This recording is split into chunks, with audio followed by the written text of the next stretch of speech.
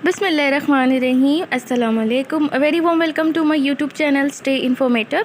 अच्छा जी, जैसे कि आप सबको पता है कि कोरोना की जो है वो फोर्थ जो वेव है वो आ चुकी है, ठीक है। और पाकिस्तान में मोस्ट प्रोबेबली जितने भी टेस्ट वगैरह होने थे वो डेफिनेटली अब पोस्टपोन्ड हो जाएंगे। तो अब जो डेट एक्सपेक्टेड थी शायद उससे भी लेट हो जाए, लेकिन इस पर मैं आप टोटल डिटेल वीडियो बनाऊँगी जिसमें मैं आपको टोटली इसके ऊपर गाइड करूँगी, ठीक है। और इसके अलावा इसके हम अब देखेंगे कुछ फिज़िकल टेस्ट के बारे में, ठीक है। तो ये हो सकता है कि एमसीक्यू की लास्ट वीडियो हो या इसके बाद मैं वीडियो अपलोड करूँगी एमसीक्यू की, अगर कोई मुझे इंपॉर्टेंट लगी या कोई ऐसा मटेरियल मुझे मिला जो कि मुझे लगा कि शेयर करना चाहिए तो मैं ज़रूर शेयर करूँगी। लेकिन ये है कि अब हम जो है वो थोड़ा सा फोकस करेंगे फ़िज़िकल टेस्ट के ऊपर, और जो फ़िज़िकल इसकी मतलब कि हम कुछ ट्रिक्स एंड टिप्स के ऊपर बात करेंगे अब इसके बाद की वीडियोज़ में। तो मेरी आने वाली वीडियोज़ का ज़रूर मतलब इंतज़ार कीजिएगा और उसे ज़रूर देखिएगा, मुझे फ़ीडबैक भी दीजिएगा। अच्छा जी, तो अब हम स्टार्ट करते हैं कि एमसीक्यूज़ के बारे में, ठीक है। अच्छा, अब ये जो एमसीक्यूज़ हैं ये पास्ट पेपर का ही एक सेक्शन मैंने उठाया है, ठीक है। अब पहला क्वेश्चन है कि which is the first private TV channel of Pakistan. Pakistan का जो पहला प्राइवेट टीवी चैनल था वो कौन सा नशर हुआ था पीटीवी के अलावा? तो वो जी STN टीवी था, ठीक है। STN टीवी जो था वो सिंध से था, मतलब कि सिंध में इसका लोकेशन थी। उसके बाद है which is the first sports channel of Pakistan. Pakistan का पहला बाकायदा तौर पर जो स्पोर्ट्स चैनल बना था वो बेसिकली जी जियो सुपर था, जिसके ऊपर तमाम तर स्पोर्ट्स रिलेटेड इंफॉर्मेशन जो है वो नशर की जाती थी, ठीक है जी। नेक्स्ट हमारा क्वेश्चन है first SOS village of Pakistan was established at. Pakistan का पहला SOS विलेज जो है वो बाकायदा तौर पर जो है जी लाहौर में इस्टेब्लिश किया गया था, ठीक है जी। अगले सवाल की तरफ चलते हैं। हमारा अगला सवाल है कि द मोस्ट या which is the coldest place in Pakistan. Pakistan की जो सबसे कोल्डेस्ट प्लेस है वो कौन सी है? तो वो जी बेसिकली स्कर्दू है, ठीक है। इसमें मालम जब्बा भी है मोस्ट एक्यूरेट, लेकिन सबसे जो नियरेस्ट ऑप्शन है वो स्कर्दू है, ठीक है। उसके बाद हमारा अगला सवाल है which Indian king request Napoleon for help to drive the British from the India.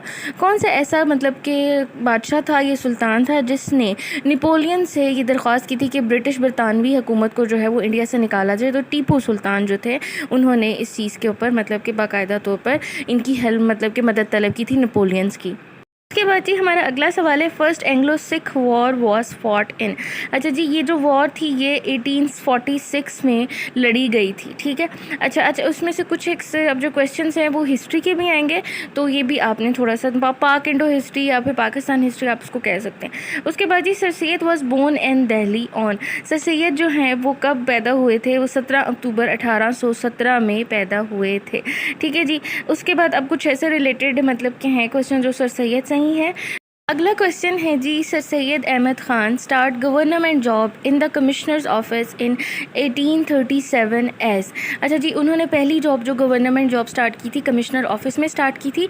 जी ये जो टाइटल है इस टाइटल को अब किस तरह प्रोनाउंस करते हैं मुझे नहीं समझ आ रही, लेकिन इसका है जी सरिश्तेदार है या जो भी है, अब आई डोंट नो ये क्या है, ठीक है। उसके बाद हमारा अगला क्वेश्चन है sir Syed was elevated to the position of chief जज इन। सर सैयद जो है वो चीफ जज कब बने थे? 1846 में, ठीक है जी। 1846 में वो चीफ जज के तौर पर मुंतखब हो गए थे। उसके बाद हमारा अगला सवाल है Tulbul project is disputed between. Tulbul project जो है वो किन दो कंट्रीज़ के दरमियान डिस्प्यूट है? तो वो जी हमें पता है हमारा ज़्यादातर डिस्प्यूट किसके साथ पड़ता है, तो वो जी पाकिस्तान और इंडिया के दरमियान है, ठीक है जी। अगला सवाल है हमारा कि who is the president of International Olympic committee.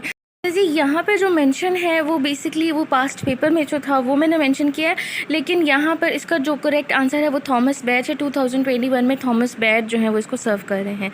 अगला सवाल है who is the current president of world bank.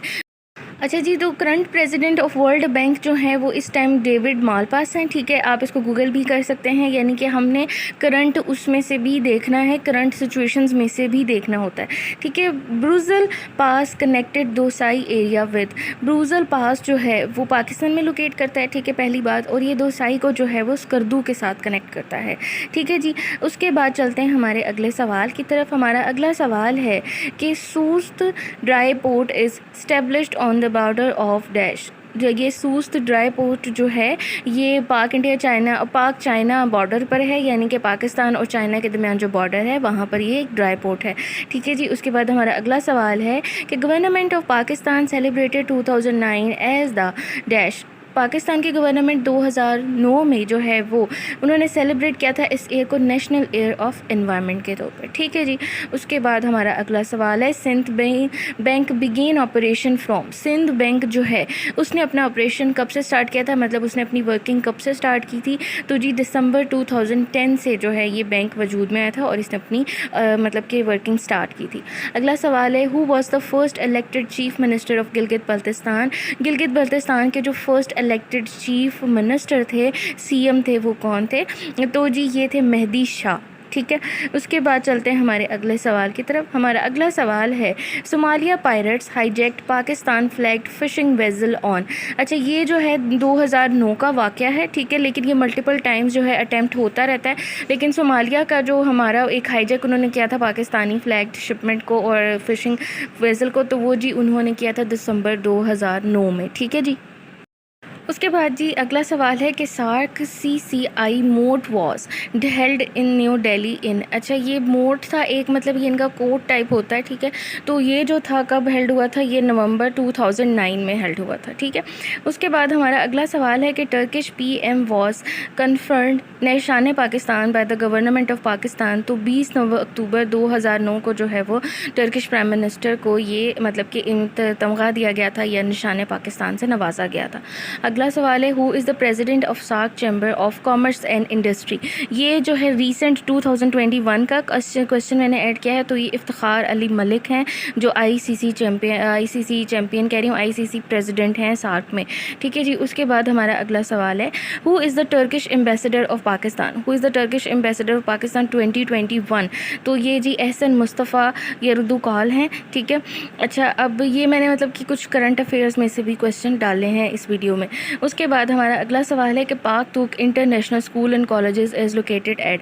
पहले जी इससे पहले इस्लामाबाद में इनकी ब्रांच स्टैब्लिश हुई थी, लेकिन with the passage of time ये तो पाकिस्तान के बहुत सारे मेजर सिटीज़ में इनकी अब मतलब कि ब्रांचेस और सब कैंपस मौजूद हैं, ठीक है जी। तो मोस्ट प्रोबेबली हमने इस्लामाबाद पे लगाना है। उसके बाद हमारा अगला सवाल है, as per national educational policy 2009 education is to allocated dash of GDP।